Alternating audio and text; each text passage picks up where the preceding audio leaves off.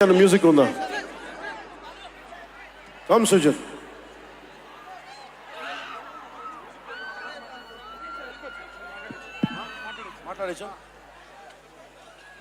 ఒక అభిమాని, అది కూడా మామూలు అభిమాని కాదు,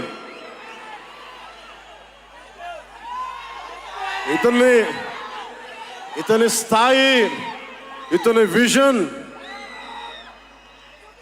నాకు చెప్పాడు. జానీ సినిమాని చూసి ఆ హెడ్ బ్యాండ్ కట్టుకొని ఒక 4 రోజులు తీయలేదు, వాళ్ళ అమ్మగారు తిట్టి దాచేశారండి. ఆ పిచ్చి పట్టుకుంది. సినిమా తీయాలని చెప్పి సాహో సినిమా తీసిన తర్వాత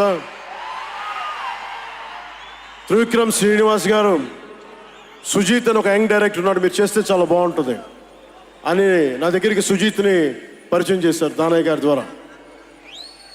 సుజీత్ ఎక్స్ప్లెయిన్ చేసేది తక్కువ, మనకి చేసేది ఎక్కువ. కథ చెప్పేటప్పుడు ఎలా ఉంటుందంటే ముక్కలుగా చెప్తాడు. ఇలా ఉంటుంది, ఇలా వస్తాడు, 80s స్టైల్, మీ గెటప్ ఇలా ఉంటుంది, ఇలా ఉంటుందని చెప్తారు. చిన్న కటానా ఉంటుంది సార్.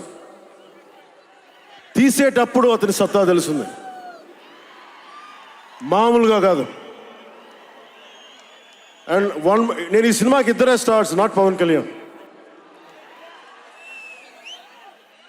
ఫస్ట్ స్టార్ ఎవరు బాగా చేయాలన్నా director, writer, first credit should go to Sujith.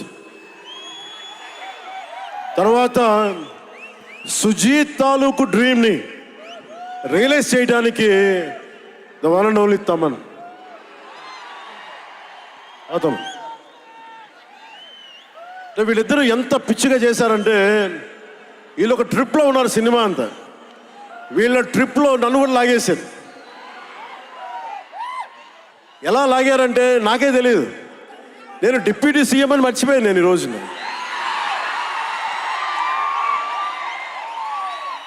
మీరు ఊహించుకోండి, ఒక డిప్యూటీ సీఎం ఇలా కత్తి పెట్టుకొని వస్తే ఎవరన్నా ఊరుకుంటారు చెప్పండి? సినిమాల్లో కాబట్టి చెల్లిపోయింది.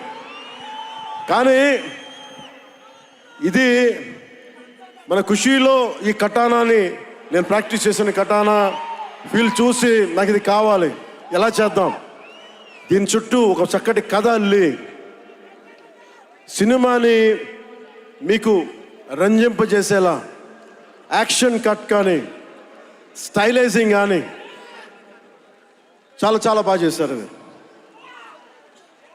అలాగే డిఓపి రవిచంద్రన్ గారు క్లాసిక్ విజువల్స్ తోటి, మనోజ్ పరమహంస గారు, వీళ్ళిద్దరూ చాలా బాగా వర్క్ చేశారు.